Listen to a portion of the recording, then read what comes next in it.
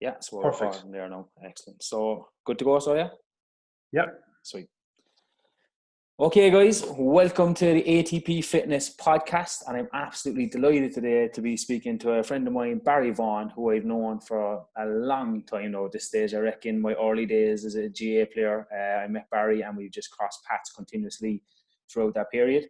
I feel Barry has a wealth of knowledge, and I'm really excited about what we're going to discuss today, which is going to be stress and how exercise can play a big role in stress management. And we're also going to be discussing, for GA players out there and field athletes out there, just how to deal with the current situation and keep your fitness levels at their peak and stay in good both physical and mental health. So Barry, thank you for joining me. Thank you for having me. So if for people who don't know you, Barry, could you give a run through of how you would describe Barry Vaughan?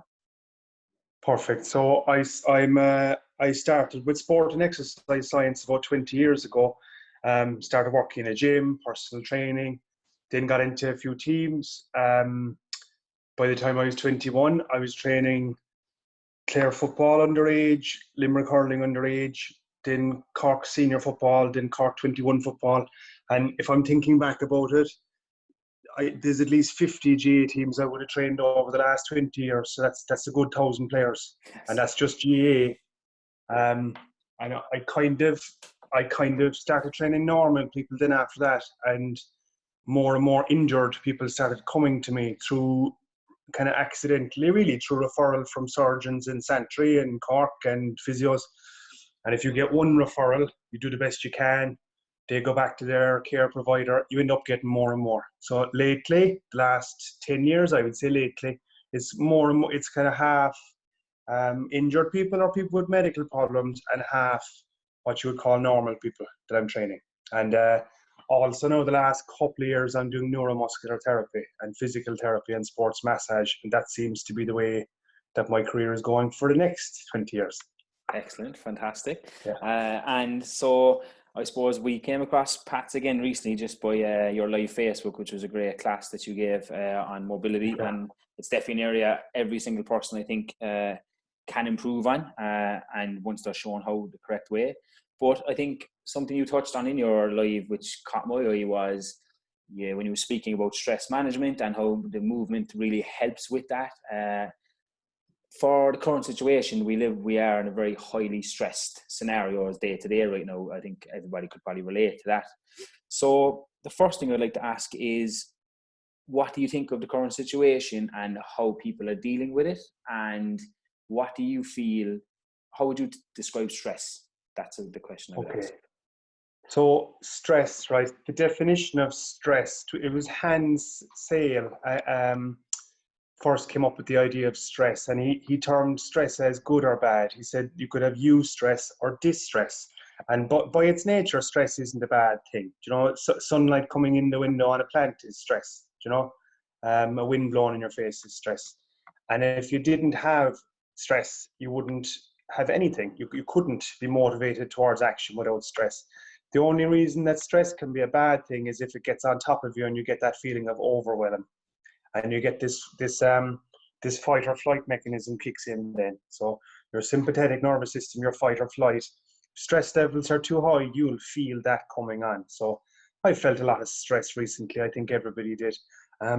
You'll know when that's coming on because sleep will go, digestion will suffer, you get migraines, and a million other complaints. Kind of everyone has their own little weak point, don't they? That one person gets stressed, their skin comes at them. Someone else gets stressed, their sleep suffers.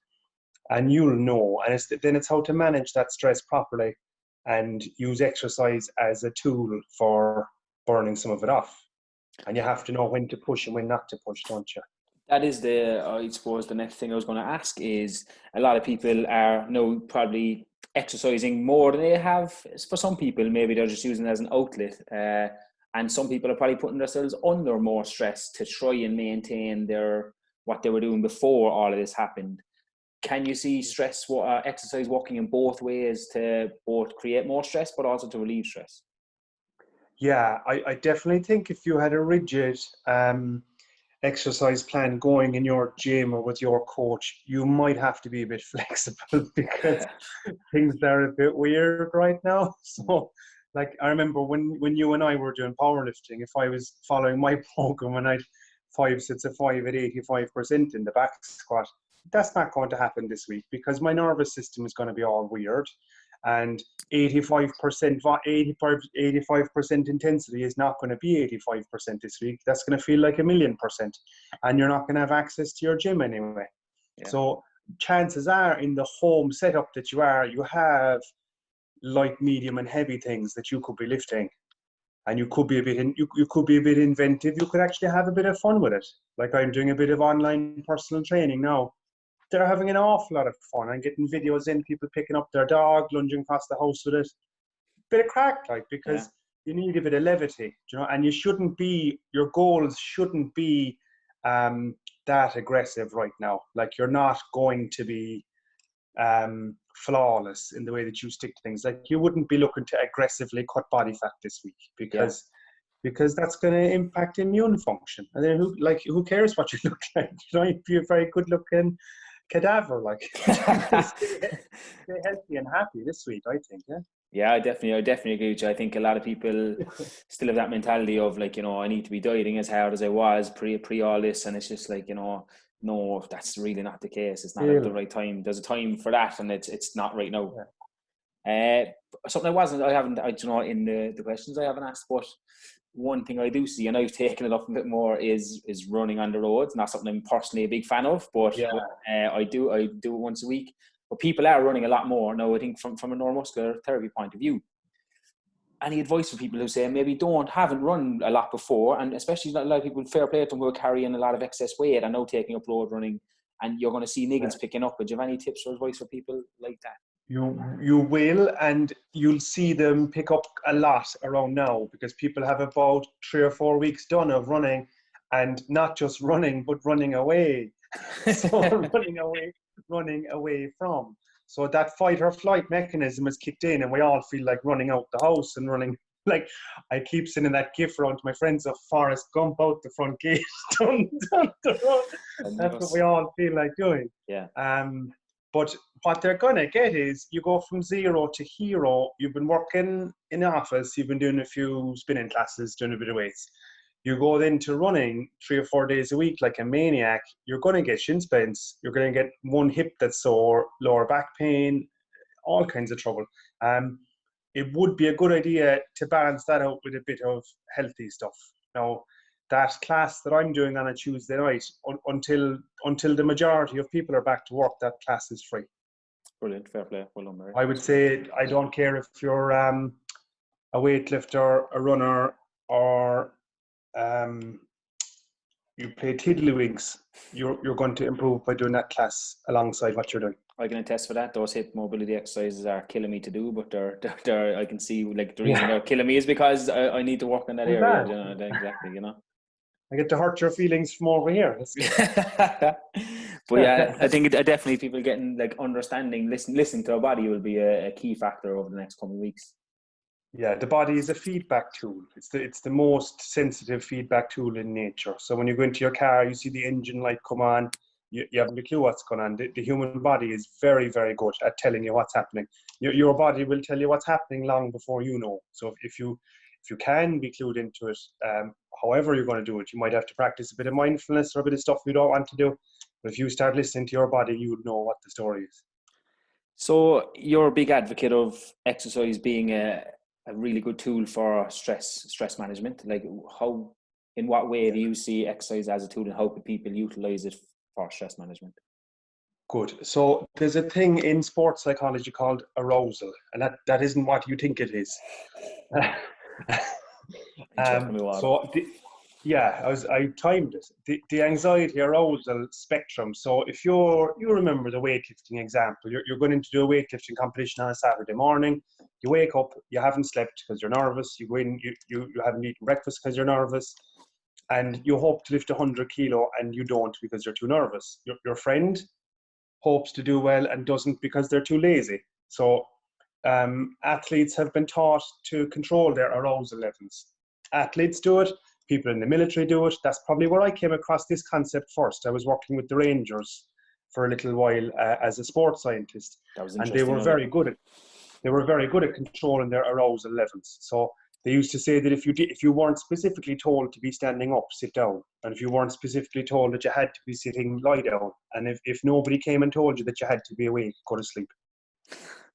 That's really So you would save your energy for when you need it. Do you know what I mean? yeah. A huge, like, it's hard to teach that to a sports person. It's actually even harder to teach that to a busy, normal human. But you must have the ability to switch on and switch off. And there's different prescriptions for each. And we all take our eye off the ball. I'm doing quite a lot of new stuff, trying to pivot quickly and go online the last couple of weeks. I noticed my sleep was lacking.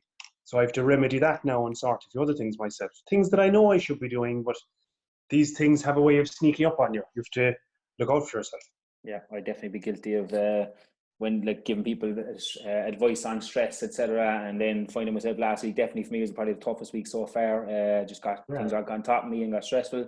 And what I didn't do was implement strategies that I've told other people to do. Like, you have to rein yourself in and kind of just like, it's okay to forget a little bit as long as you remember again to come back and to kind of start doing those strategies again. And then they help as soon as you start doing them again. That's the thing. And there is a thing called social capital. Having social capital or having a good network of friends is very good. Like, I think it's about 3 years ago, I helped to set up a private support group, kind of to do with stress. And those people that have been keep in touch with, we've kept touch every Friday night from 7 to 9:30 for the last 3 years. Now that's unique. I'm uniquely lucky that way. But if you have a circle of friends that are very good, it is no harm at all checking up on them. Yeah. Properly checking up, like actually just throw the video up on the table there and meet someone for a coffee. Because your friend down the road that says he's fine might not be fine. I think there's a lot to be said for an actual phone call versus a text message. Speaking to somebody, and even better again, as you said, face to face, like we are now. I think there's a lot more in that than there is just even in a phone call. So maybe put time aside in the week to make a list of people who, and a lot of people will just assume, as you said, they're fine, they're grand. You just don't know. So it is worth asking, Yeah. So on a Friday or something, put aside a solid hour and a list of 5 people that you haven't, that you've been thinking about, but you've been meaning to ring. Put it and just take the hour and just start ringing them. If they don't answer, at least you tried. They might ring you back. Exactly. 100%. The same as call from you is better than that. I completely agree.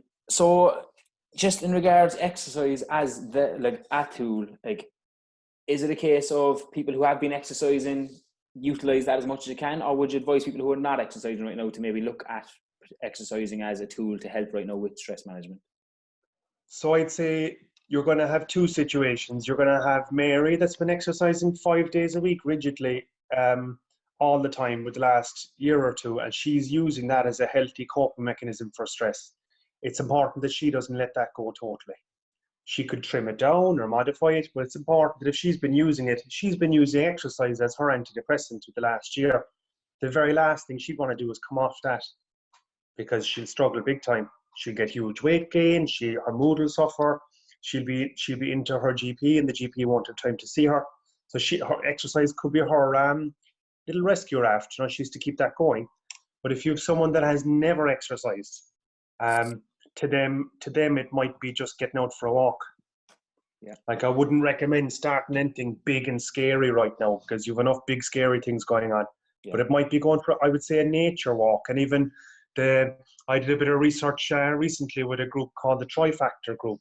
We did an 8-week intervention of exercise, counselling, and nutritional therapy for people with mental health problems and obesity. Wow. They were the 2 factors. And we found that a 20-minute nature walk in some countries is prescribed by the psychiatrist.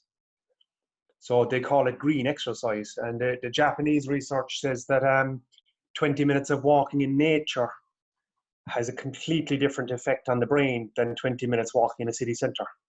That's really interesting. So really you've cool. heard of alpha waves and beta waves. There's a huge difference in brainwave activity from walking in green. Apparently you should kind of stay away if you're feeling any bit cooped up or melancholy to go in a green environment rather than by the water. Oh, that's interesting. There's the water, like what if someone already has low mood, water can be very melancholy, where green is more mindful. You've got natural sounds and smells and sights and tactile things, and it draws all your senses in. You see someone looking across the waves, they're kind of going, oh, FML. Yeah, But like in nature, you're in it, that's really it's a good. good idea. It's a really good tip. What simple strategies would you advise for somebody trying to cope with stress and overwhelm right now? So if you just pull out a piece of paper say you're watching this at home now and you're suffering from overwhelm and you're not eating right, not training right, you feel ill at ease, pull out a piece of paper, write down Monday, Tuesday, Wednesday, Thursday, Friday. Maybe schedule 3 little walks for yourself. Monday, Wednesday, Friday, 20 minutes in the sunshine, if you can. On Tuesday, Thursday, and Saturday, write down something that you could do for self-care. Now, self-care, I would say, you could do meditation, but if you haven't built up the habit of meditation, you're probably not going to start it this week, because it's a skill, it's a muscle that needs to be built. Now, there is a guy on LinkedIn, Kevin Clancy, if you go looking for him. I worked with him years ago. I came across him as a sports psychologist. He's doing free mindfulness sessions on, I think it's Zoom.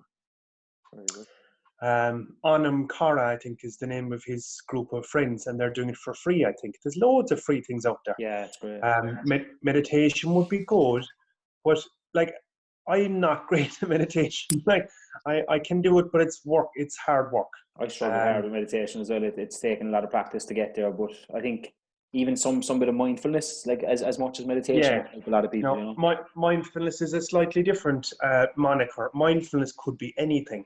But Yeah, that's why I like how would you describe that to somebody, I suppose, to give them an idea of the difference in meditation and mindfulness? Mindfulness is anything that draws your attention fully into the present moment. And I would be very good at that. I think that's why my clients like spending time with me, because I'm fully present with them. So I'm really listening to what they're saying. I'm with them. I say to my clients, for the half an hour or the hour or whatever that you're with me, for that half an hour, you're the most important person to me. Yeah. Like, say, when I clock out and go home, I'm back to normal. My family are number one. But for the half an hour that you're with someone, give them your full attention. Now, you could make use of that by doing anything. I'm quite fond of juggling. You get 3 tennis balls, learn how to juggle, because you have to be, it's a pass or fail mindfulness test. Yeah. You can't juggle if you're not mindful. If you're concentrating on yesterday or tomorrow, you will drop the tennis ball. You've got, what have you got? Juggling. Maybe skills that you have already would be good. You've got juggling. I know it sounds funny now. Knitting, wood carving, woodwork. I definitely find getting up with a few golf balls there, kind of trying to pitch into a hole, something that has to just make you concentrate and focus is definitely perfect. And what you'll notice then is, mindfulness is any activity that makes you concentrate hard on what you're doing. That's all it is. Yeah. Because people have a big problem differentiating their concentration between yesterday, today, and tomorrow. Now, if you're worried about yesterday, you'll be more depressed or guilty. If you're concentrating too much on the future, you'll be more anxious. So then pick that activity that makes you feel good. A nature walk, golfing, whatever it is, practice it. You'll know you've been successful if you do mindfulness properly. Just after you finish, you'll have what's called a gap. Now, in Western sports psychology, they call that being in the zone. In Eastern philosophy, they call it no mind. They have a nice way of putting it, that you're actually not thinking about anything. If you do mindfulness properly, you will notice a little gap. As a sports person, you practice mindfulness on the pitch.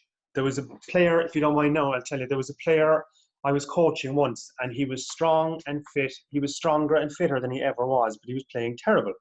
He said to me, Barry, I'm strong and fit, and I'm more skillful than ever. Why am I playing so badly? And I said, well, I think you probably know. I said, if that's the way, I said, what's left besides all that? He said, my mind. Yeah. I was like, yeah. And I said, tell me what happens on the pitch. Ball comes in, he misses it. The ball goes off down in play. He's made a blunder. What does he do? But he starts giving out to himself. For the love of God, Ian, you're playing hurling 20 years. That was simple. Why did you do that? And he starts saying, why did I miss that ball 5 minutes ago? What happens if I miss the ball in 5 minutes' time? My coach is looking at me, he'll take me off. So what I said to that guy was, when that happens, stop. As the ball goes down the pitch, you're going to have a period of time where you're not required to do anything anyway. So that's an opportunity for you to get your head right. So I said, while the ball's gone, stop. And then it's very simple. If you just use your five senses, if you smell, and you know that beautiful smell that we know too well. You've your grass, you've your muck, you've that lovely, dirty grass GA smell. Yeah. You can smell grass, you can smell deep heat, you can smell, I know, Keane O'Connor having 5 different deodorants on that match his shoes. And then look around, but don't pay too much attention. You can see green, you can see the signs at the side, colours, but you don't label anything too much, you don't get dragged into it. And then you hear, so you do different layers, near, middle, and background. And then if you do all those for each sense, if you're like, Joe, that's 3 now. Sure, you can feel a hurley, feel a t-shirt, whatever, for tactile. And then if you do that, you'll notice what you'll actually see is vision just goes zoom. You're zoom. Yeah. If you really do it well, your vision actually improves. Your hearing will improve because you're giving it your full attention now. So when we were lifting deadlifts in the competitions, do you ever do smelling salts? Yeah. Jesus, they work. They bring it back to the moment. Oh, they work. Yeah. I remember I couldn't concentrate. I was going deadlifting in Gorey and I was tired. It was 13 hours we were waiting around the building. That's horrendous, yeah. Jesus. And I had to go off the smelling salts. I swear to God, I could see the board without my glasses. You'd no option but to be in the present moment as soon as you smell those. And one of my friends felt the same. He said, "Can I ever go off them?" I said, "Yeah." I said, "Maybe don't put your head into them." Yeah. And Jason, if he's wrong, he blinded himself. Pulled his deadlift, couldn't see the judge, couldn't see the platform, couldn't see his way out. Sounds about right for the smelling salts, to be fair. Yeah. So, I suppose, there's a lot of tips there for people to try and take on board. I suppose what I'd ask is, just for this section, is what would your final message be for somebody who's just really struggling to deal with the barrage of bad news that just seems to come every day? It's new bad news. What would be your advice to that kind of person? Okay. So first of all, we're all in it with you. Yeah. I feel the same as you feel. Ian feels the same as you feel. Where I would be lucky is I'd be very, very knowledgeable about where to go for support if I need support. Maybe know who you can and can't lean on. Yeah. And you can't ask someone else to give you something that they don't have. So if you just felt very overwhelmed with depression or something like that, very, very sad, would be no harm just jotting down a few of the best numbers and have them pinned inside your fridge or on your phone. You've got your Samaritans, you've got Pieta House. They'd be the main tool that I would have in my phone. And I would not be a bit worried about ringing them.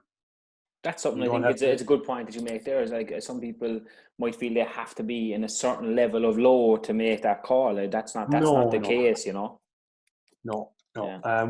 My God, we can all be there. I could be there yesterday, I could be there tomorrow. But actually having the cop on to actually do something about it, though, is very important. And what I would say, I know it sounds funny now, they say it's great to lean on a friend or whatever. I would also say don't ask someone for what they don't have.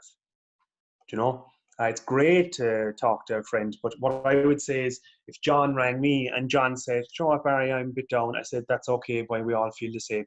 If John mentioned to me, "Geez, Barry, I don't know, but I just commit suicide there or something," straight away, just stay calm and possibly say to the guy, "Look, John, that's not a great thing to say. So would you please ring this number?" Text him the number. And you can check up. I think you can request that someone would ring someone back if they were in bad trouble. Okay, that's but you wouldn't be ratting out your friend if you did that. You'd be helping them. 100%. They might not thank you for that, until 6 months later. But if I had to be a dickhead to someone and have them thank me 6 months later, I would do that. So I remember a friend of mine actually. He was fraught with bad news. He had 2 bereavements in his family. Lost his job, injured his knee, car exploded. Jesus. All quickly. He had a nasty week. And I remember for him, my version of helping him, I noticed he was losing weight. My version of helping him was coming over to his house every evening, force feeding him shepherd's pie and apple pie for about 3 months. I just seen that he was losing weight. I didn't like the look of him. He wasn't eating. And I sat there, he was like eating his apple pie, and he was like, I didn't ask you to do this. I said, you've got this all wrong. I said, you've no choice. Yeah. I said, eat it.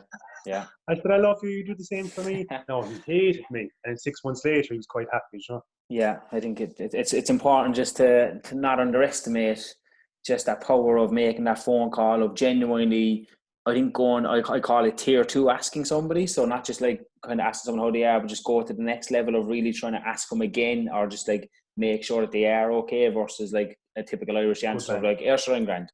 You know, I think you need to go beyond that for a lot of people, and I think that will get people talking. I think something I've learned over the years is learning to be a listener, which is something I really struggled with early on. And not speaking brings out so much more from people. If you ask somebody how they are and just stay silent for a period of time, they nearly always end up telling you a little bit more than they intended to tell you. I think when I got counselling before, I was that's where I learned it. It was the shock for me that I thought I was finished speaking. Then he would just stay in the nothing, so I'd keep speaking. I'm like, oh, I wasn't planning on saying that. I was like, whoa, thought it was very powerful. And also, if you're very careful and you listen to people carefully, you'll benefit more from listening than you will speaking, because they'll say something and you're like, oh, like, oh my God. And then what you don't do is go, oh, me too, me too, me too. Yeah. What you do then is just leave it and say, well, when that person was saying that actually brought up X, Y, and Z for me. And what I would say, go and chew on it. Yeah, I think I've been very chew on guilty it for 3 or 4 days before and see what it brings up to you. Of that reflection. When someone says something, you try to say something back that involves a story you know about yourself. You know, because it resonates with you, and it with a certain memory or fear that you have, and you go, oh, me too, me too, me too, because you want to help the person, but they need you to listen to them, because they haven't had anybody listen to them today yet. That's definitely a coaching aspect that you learn over the years. I think definitely from year 1 to year 2. So I think like just a synopsis before we move on to the next part is really, you know, how would you put a synopsis together of what we just discussed for somebody who's listening regarding stress and movement and exercise? I would say to you, although this is a terrible time, there's a unprecedented opportunity for learning. Like what I have learned so far in the last month it dwarfs what I learned the year before. Do you know? Yeah. About myself and about what people really need, what people really want.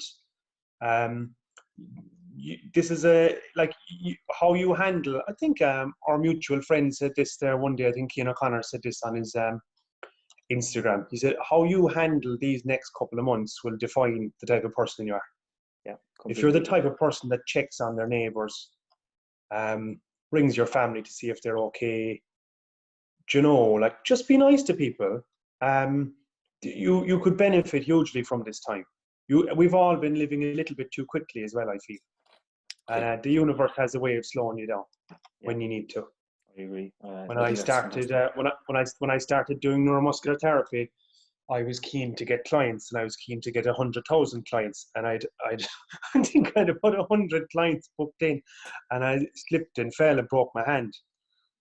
So the universe gave me a very good lesson there, that if I had been less overloaded with work, less stressed out, I would have been concentrating better. I wouldn't have slipped and fell and hurt my hand. Every injury you have, everything that everything that slows you down, you can make a benefit out. I think. I came back from that injury with a lot of new techniques and a lot of new study done, and a more balanced work-life schedule or whatever. Yeah, that's fantastic.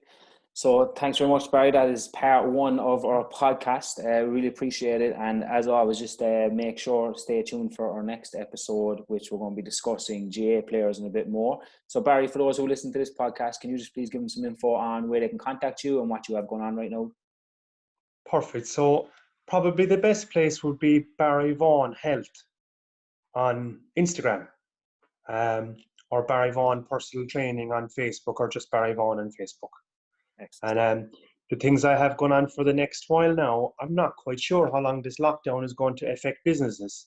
And my main business of neuromuscular therapy is very hands-on and face-to-face. So if it's a couple of months more, I'll be doing courses. I'll be doing a lot of extra courses, and I'm doing a small bit of online personal training as well. Excellent stuff. Online personal training, So small make bit, sure, and a couple of classes a week, a couple of classes per week, possibly free on the internet as well on Facebook Live. fantastic. So Tuesday 6:30 on my Facebook Live, I have a class called Mobility and Reset. So like mobility for your joints in your body, but a reset for your nervous system, really. You feel that, your nervous system is getting out of balance, you're getting very, very, very stressed. That would be a good one to reach for. I think that's the best one. Excellent stuff. Thank you very much, Barry, and stay tuned for our next episode. Thanks, guys.